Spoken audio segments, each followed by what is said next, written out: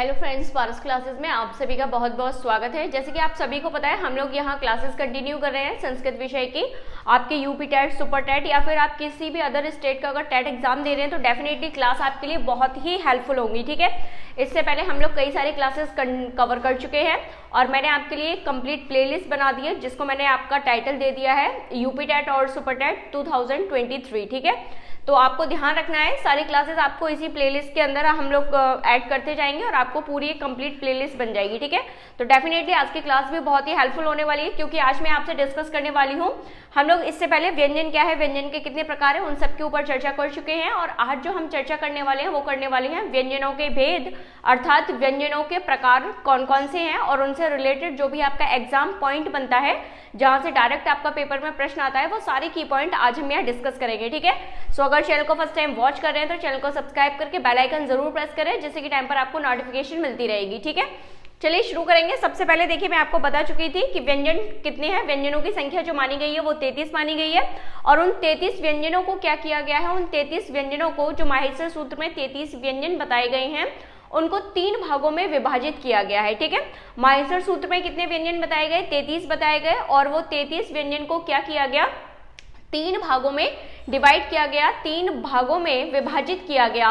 वो 3 भाग कौन कौन से थे? सबसे पहला नाम हमने आपको बताया था, सबसे पहला नाम था स्पर्श व्यंजन, दूसरा नाम था अंतस्थ व्यंजन और तीसरा नाम था ऊष्म व्यंजन।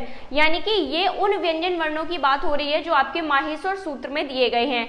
माहेश्वर सूत्र में हमें 33 व्यंजन दिए हैं और 33 व्यंजनों को हमने 3 भागों में विभाजित किया। कौन कौन से भाग? पहला भाग स्पर्श व्यंजन, दूसरा भाग अंतस्थ व्यंजन और तीसरा भाग ऊष्म व्यंजन। तीनों भागों के नाम क्लियर है।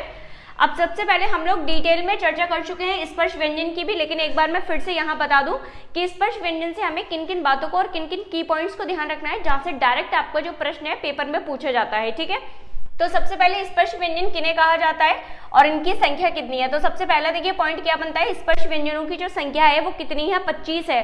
डायरेक्ट इतना ही क्वेश्चन आ जाता है कि स्पर्श व्यंजनों की संख्या कितनी है, तो आपको वहां आंसर करना है कि जो स्पर्श व्यंजनों की संख्या है वो कितनी है, 25 है। ठीक है, अब 25 संख्या, अगला देखिए पॉइंट क्या है, इन 25 वर्णों को कितने वर्गों में विभाजित किया गया है, 5 वर्गों में विभाजित किया है। आप लोग यहाँ देख पा रहे होंगे।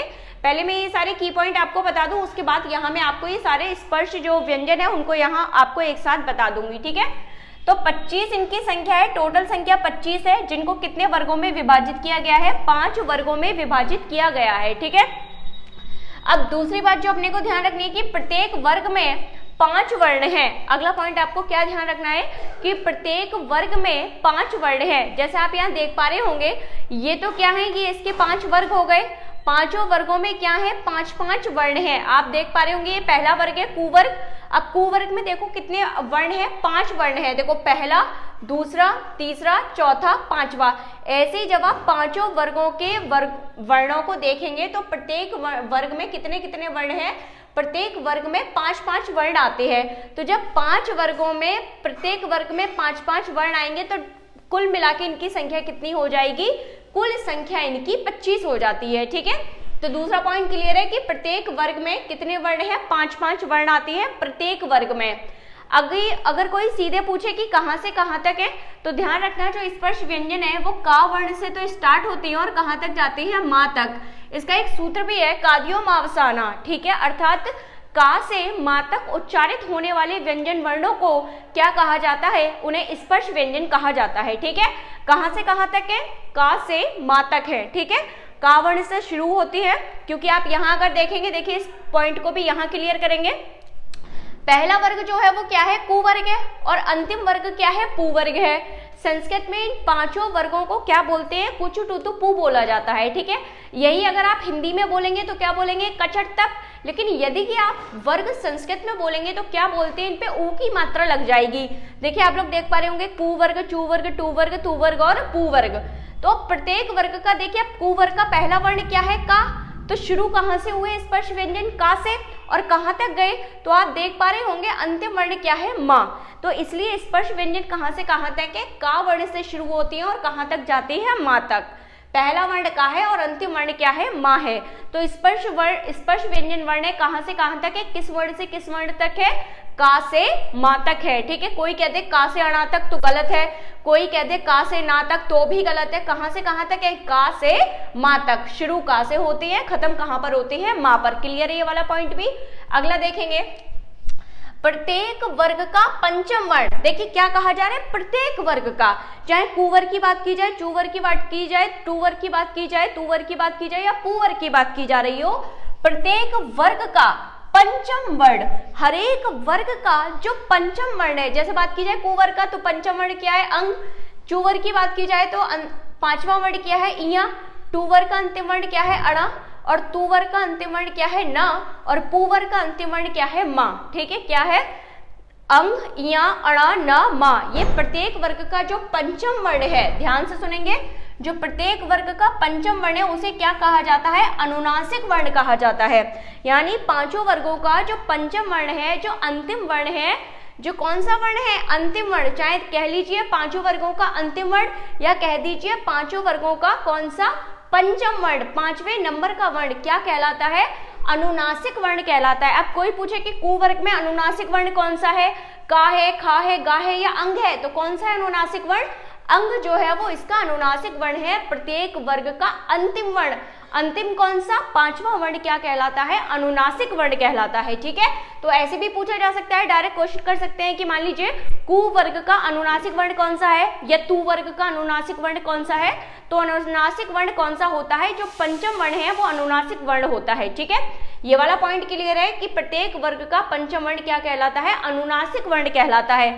माहेश्वर सूत्र के किस सूत्र में दिए गए हैं सारे अनुनासिक वर्ण एक साथ? तो ध्यान रखना, सूत्र संख्या जो 7 है माहेश्वर सूत्र की, अगर माहेश्वर सूत्र वाली क्लास नहीं देखी तो प्लेलिस्ट में जाके देखना, पूरा माहेश्वर सूत्र से जो जो प्रश्न बन सकता है, क्या माहेश्वर सूत्र है और कौन कौन से एग्जाम पॉइंट बनते हैं, वो सारा डिस्कशन मैंने आपकी क्लासेस में आपको कवर करके दिया है। आपको कहीं और से कोई बुक या किसी भी अदर नोट्स की नीड नहीं पड़ेगी अगर आप प्रॉपर क्लासेस के नोट्स बना रहे हैं तो। ठीक है, तो माहेश्वर सूत्र वहां से कवर करना बहुत अच्छे से, डेफिनेटली कोई क्वेश्चन बाहर जा ही नहीं सकता। ठीक है, चलिए शुरू करेंगे, जरा देखेंगे। तो जो अनुनासिक वर्ण बताने वाले जो सूत्र है माहेश्वर सूत्रों में वो कौन सा है? सूत्र संख्या 7 है और सूत्र क्या है? यमंगणनम। ठीक है, इनको और पांचवें वर्णों को मैच करेंगे तो आपको पता चलेगा प्रत्येक वर्ग का क्या है? पंचम वर्ण सूत्र संख्या 7 में दिया गया है। ठीक है, प्रत्येक वर्ग के पंचम वर्ण को शामिल करने वाला सूत्र कौन सा है?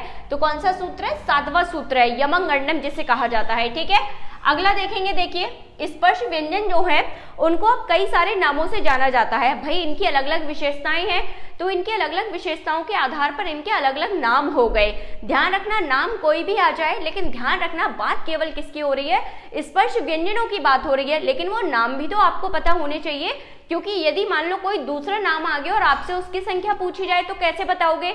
जब नाम पता होगा तभी तो आप उनकी संख्या बता पाओगे। तो जरा देखेंगे, स्पर्श व्यंजन को क्या कहा जाता है? वर्गीय व्यंजन कहा जाता है। पहला नाम क्या हो गया? वर्गीय व्यंजन। क्यों कहा जाता है वर्गीय व्यंजन, वो भी समझ लीजिए, क्योंकि स्पर्श व्यंजन ही ऐसे व्यंजन वर्ण हैं जिन्हें वर्गों में विभाजित किया गया है। देख पा रहे होंगे 5 वर्ग थे, पूचू, टूतु, पू, तो केवल स्पर्श व्यंजनों को क्या है? वर्गों में विभाजित किया गया है, इसलिए इसे क्या कह देते हैं? वर्गीय व्यंजन कहा जाता है। स्पर्श व्यंजनों को पूछे वर्गीय व्यंजनों की संख्या कितनी है, तो भी कितनी बतानी है? 25 बतानी है। ठीक है, अगला देखेंगे कोई, और यहाँ मान लीजिए इसका दूसरा नाम क्या आ जाएगा? पंचवर्गीय व्यंजन। तो भी समझ जाना किसकी बात हो रही है, तो भी अपने को समझना है कि यहाँ बात केवल और केवल किसकी हो रही है? स्पर्श व्यंजनों की बात हो रही है। ठीक है, क्योंकि जो वर्ग हैं वो कितने हैं? वो संख्या में 5 हैं, इसलिए हमने उन्हें क्या भी कह दिया? पंचवर्गीय व्यंजन कह दिया। और तीसरा नाम जहां से आपका क्वेश्चन बना हुआ है कई बार, उदित व्यंजन वर्ण। उदित व्यंजन वर्ण इनको क्यों कहा जाता है, जरा देखेंगे। पांचों वर्गों का जो लघु नाम है उनके अंत में क्या जुड़ा है? ऊ की मात्रा लगी हुई है, तो ऊ की इति संज्ञा होने के कारण, अर्थात इनके अंत में ऊ की मात्रा आने के कारण इनको क्या कह दिया? इनको उदित व्यंजन वर्ण कह दिया। देखो इनके लघु नाम सब पढ़ के देखो, कु, चू, टू, तू, पू, सब में ऊ की मात्रा आ रही है, इसलिए उनको क्या कह देते हैं? उदित व्यंजन वर्ण कह देते हैं। अब कोई पूछे कि उदित व्यंजन वर्ण कहाँ से कहाँ तक है, तो भी कहना है का से मा तक है। संख्या कितनी है? कितनी संख्या है? 25 संख्या है। कितने वर्ग हैं? 5 वर्ग हैं। प्रत्येक वर्ग में कितने वर्ण हैं? 5 वर्ण हैं। और प्रत्येक वर्ग का पंचम वर्ण क्या कहलाता है? अनुनासिक वर्ण कहलाता है। कौन कौन से अनुनासिक वर्ण? यमंगणनम है। ठीक है, तो ध्यान रखना है। और किस वर्ग का पंचम वर्ण क्या है, तो उसी वर्ग का जो अंतिम वर्ण है वो उसका अनुनासिक वर्ण कहलाएगा। ठीक है, अगला देखेंगे शुद्ध जो व्यंजन वर्ण है इनको हम क्या भी कह देते हैं, अर्धमात्रिक या अर्थमात्रिक भी कह दिया जाता है। ये मैंने व्यंजन के लिए एक पॉइंट लिख दिया है। हम व्यंजनों को क्या भी कर सकते हैं, हम व्यंजनों को उनके शुद्ध रूप में हलंत लगाकर भी लिख सकते हैं। ठीक है, कभी कभी आपने देखा होगा का खा इन सबके नीचे हलंत लगा के दे देते हैं, तो इसका मतलब है हमने व्यंजन को बिल्कुल शुद्ध रूप में लिख दिया है। अभी उसमें हमने क्या नहीं किया, स्वर का मेल नहीं किया है, क्योंकि जब व्यंजन में क्या कर दिया जाता है, स्वर का मेल कर दिया जाता है तो उसके नीचे से उसका हलंत हट जाता है। ठीक है, तो ये एक जनरल सा पॉइंट था। चलिए अब आगे बढ़ेंगे। तो स्पर्श व्यंजन से सारी बातें जितनी भी मैंने आपको बताई है वो सारी ध्यान रखनी है। एक बार मैं आपको रिपीट करा दूं, देखिए स्पर्श व्यंजनों की संख्या कितनी है, 25। कितने वर्गों में विभाजित किए गए हैं, 5 वर्गों में विभाजित किए गए हैं। प्रत्येक वर्ग में 5-5 अक्षर हैं और प्रत्येक वर्ग के पंचम अक्षर अंतिम वर्ण, 5वें अक्षर यानी कि अंतिम वर्ण को अनुनासिक वर्ण कहा जाता है। कहां से कहां तक आते हैं, तो का से मा तक आते हैं, यानी स्पर्श व्यंजनों का पहला वर्ण का है और अंतिम वर्ण मा है, जिसके लिए सूत्र दिया गया है कादियो मां वसाना। सूत्र इतना इंपॉर्टेंट नहीं है। ठीक है, और इसके जो अन्य नाम है वो क्या क्या है, तो जो स्पर्श व्यंजनों के अन्य नाम है वो है वर्गीय व्यंजन। 5 वर्गों में विभाजित होने के कारण इनको वर्गीय व्यंजन कहा जाता है। इसका अगला नाम है पंचवर्गीय व्यंजन, यानी कि 5 वर्गों में विभाजित होने के कारण इसको क्या कह दिया, पंचवर्गीय व्यंजन। और इसका तीसरा नाम है वो क्या है, उदित व्यंजन, यानी कि इनके लघु नाम में ऊ की संख्या, ऊ की इति संज्ञा होने के कारण इनको क्या कह दिया, उदित व्यंजन वर्ण कह दिया। ठीक है, तो सारे पॉइंट क्लियर है, यहाँ से अलग कोई पॉइंट आपका नहीं बनेगा। अब अगले प्रकार पे चलेंगे फटाफट से। व्यंजन का देखिए दूसरा प्रकार क्या है, अंतस्थ व्यंजन। क्या है, अंतस्थ व्यंजन। एक पॉइंट और ध्यान रखेंगे, स्पर्श व्यंजन, इन्हें स्पर्श व्यंजन क्यों कहा जाता है, क्योंकि इनके उच्चारण के समय क्या होता है, मुख के विभिन्न भाग जैसे कंठ, तालु, मूर्धा, ओष्ठ, इन सब का क्या होता है, स्पर्श किया जाता है। मुख के विभिन्न भागों का स्पर्श होने के कारण इनका नाम ही क्या पड़ गया, स्पर्श व्यंजन पड़ गया। ठीक है, चलो फटाफट से आएंगे अंतस्थ व्यंजन। अंतस्थ व्यंजन क्या है, सबसे पहले देखिए यहाँ की संख्या से प्रश्न बनता है आपका, और वरना इसके व्यंजन वर्णों से प्रश्न बनता है। तो सबसे पहले देखो किसकी बात हो रही है, अंतस्थ व्यंजन की बात हो रही है। इनकी संख्या कितनी है, 4 है। पूछे कोई अंतस्थ व्यंजनों की संख्या कितनी है, संख्या है 4। ठीक है, और जो निम्न है, जो निम्नलिखित हैं वो संख्या तो 4 है, लेकिन वो कौन कौन से हैं, तो कौन कौन से हैं, या व रा ला। देखिए हिंदी में इनका क्रम अलग है, वो हिंदी वर्णमाला के अनुसार है, लेकिन यहाँ इनका क्रम अलग है। क्या बोलना है यहाँ पे, यवरल। एक साथ पढ़ना है, क्या कह देना, यवरल। क्या कहना है, यवरल। ठीक है, यवरल, या व रा ला। ठीक है, कैसे बने, क्रम यही रहेगा, क्योंकि कभी कभी हो सकता है 2 ऑप्शन में यही हो लेकिन उनका क्रम बदल दिया गया हो। तो ध्यान रखना है, माहेश्वर सूत्रों के अनुसार इनका जो क्रम है आपको उसी क्रम में इनको लिखना है। कैसे क्रम ध्यान रखना है अभी मैं बताऊंगी, कौन कौन से सूत्र से ये बने हैं। तो देखो संख्या में कितनी है, 4 है। कौन कौन से हैं, यवरल, या, व और रा और ला, ये 4 हैं आपके। ठीक है, कैसे कैसे बने, किस सूत्र में हमारे अंतस्थ व्यंजन आती है, तो सूत्र संख्या 5 और 6 को मिला के क्या बनते हैं, अंतस्थ व्यंजनों को क्या किया गया है, अंतस्थ व्यंजनों को बनाया गया है। ठीक है, 5वां सूत्र क्या है, देखिए हैवरट, और 6वां सूत्र क्या है, ला अड़ा। तो 5वें सूत्र के या से शुरू होते हैं आपके क्या, अंतस्थ व्यंजन, या, व, रा। इति वर्ण गिनते नहीं है, मैंने आपको बताया है माहेश्वर सूत्र वाली क्लास में। अगर आपने नहीं देखी है तो बार बार कह रही हूँ आप वो क्लास देखिए, कोई क्वेश्चन आपका बाहर नहीं जाएगा। और 6वें सूत्र का क्या ले लेते हैं, ला। तो देखो या, व, रा, ला, क्रम बिल्कुल यही रहेगा, क्योंकि 5वें सूत्र से क्या लेते हैं, या, व, रा, और 6वें सूत्र से क्या लेते हैं, ला। तब जाके पूरे हमारे क्या बन जाते हैं, या, व, रा और ला। इस प्रकार से ये आपके चारों बन जाते हैं। ठीक है, तो अंतस्थ व्यंजनों को बताने वाले जो आपके सूत्र हैं, कौन कौन से माहेश्वर सूत्र में अंतस्थ व्यंजन आते हैं, तो सूत्र संख्या 5 और 6 से बनते हैं क्या, अंतस्थ व्यंजन। ठीक है, संख्या कितनी है, 4 है। कौन सी है, यवरल है। ठीक है, यवरल। अगला पॉइंट जो अपने को ध्यान रखना है कि किस प्रत्याहार में अंतस्थ व्यंजनों को शामिल किया गया है, या अंतस्थ व्यंजनों को बताने वाला प्रत्याहार कौन सा है। देखिए प्रत्याहार चैप्टर अगला आएगा, वहां मैं बहुत डिटेल में डिस्कस करूंगी। अभी केवल छोटी सी बात आप ये जान लेंगे कि अंतस्थ व्यंजनों को बताने वाला जो प्रत्याहार है वो कौन सा प्रत्याहार है, यड़, क्योंकि ये या से शुरू होते हैं और 6वें सूत्र के इति वर्ण तक ये 6वें सूत्र तक ये बनते हैं। तो शॉर्ट में इनको हम क्या कह देते हैं, यण कह देते हैं कि अंतस्थ व्यंजनों को बताने वाला जो प्रत्याहार है वो कौन सा है, यण प्रत्याहार है। ठीक है, अब पूछे यण प्रत्याहार में क्या आते हैं, स्पर्श व्यंजन आते हैं या स्वर आते हैं या अंतस्थ व्यंजन आते हैं या ऊष्म व्यंजन आते हैं। तो यण प्रत्याहार में क्या आते हैं, अंतस्थ व्यंजन आते हैं। ठीक है, तो ध्यान रखना है कौन सा प्रत्याहार है, यण प्रत्याहार है। कौन कौन से सूत्र से बनी है, 5वें और 6वें सूत्र से। वर्ण कौन कौन से हैं, अंतस्थ वर्ण कौन कौन से हैं, यवरल है। ठीक है, अगला इन्हें अंतस्थ व्यंजन क्यों कहा जाता है, इनकी डेफिनेशन क्या है तो जरा समझ लीजिए।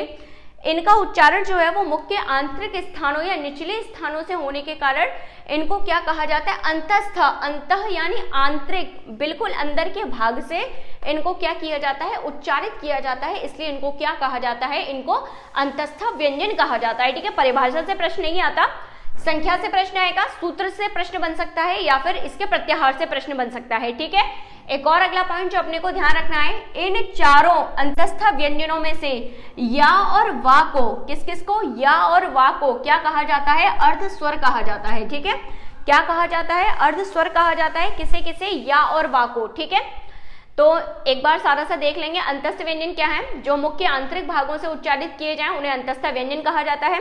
संस्कृत व्याकरण में इनकी संख्या 4 बताई गई है, य व र ल, यवरल। ठीक है, अगर शॉर्ट में बोला जाए क्या हो जाते हैं, यवरल।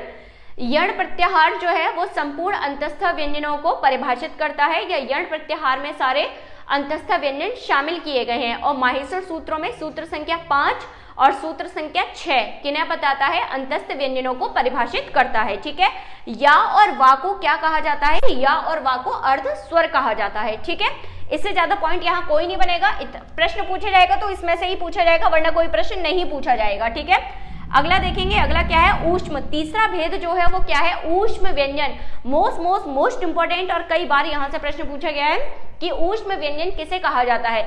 सबसे पहले इसकी परिभाषा देखेंगे। इसकी देखिए परिभाषा 3 प्रकार से इसे परिभाषित किया जा सकता है। कैसे कैसे, जरा समझेंगे, बहुत ही ध्यान से देखिए।